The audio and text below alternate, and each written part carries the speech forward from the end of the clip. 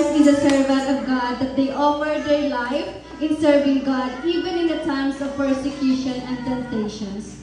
They still follow and continue to be a follower of our Lord Jesus Christ. They eager to share and spread the word of God so as we may know God's goodness and to live according to His will. So glory be to God for the lives of our pastor and pastora. Sa muli, palakpakan po natin ating pastor at pastora. 1 Thessalonians chapter 5 verses 12 to 13. Now we ask you, brothers and sisters, to acknowledge those who work hard among you, who care for you in the Lord and who admonish you. Hold them in the highest regard and love because of their work. Live in peace with each other.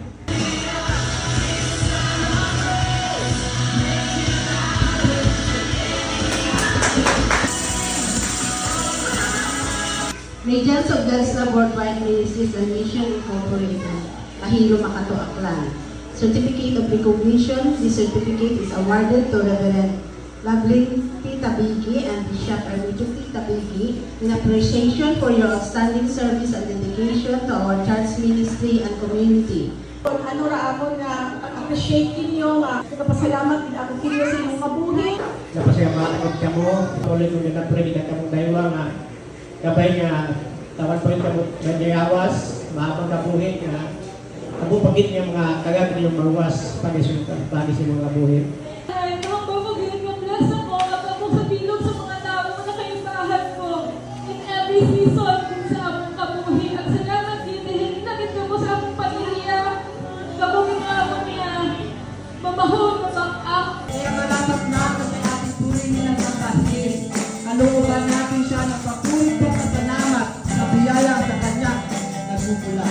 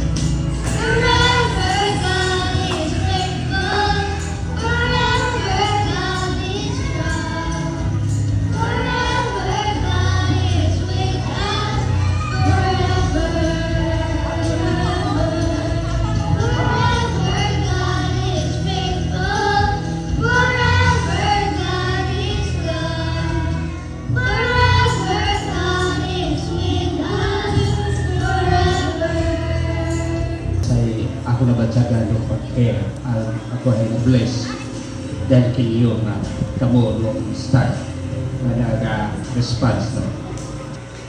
Itawan ako yung church na members ako siya ay faithful no. Mambay ko nga what as mo nagkurang ginaintindi niyo kami no.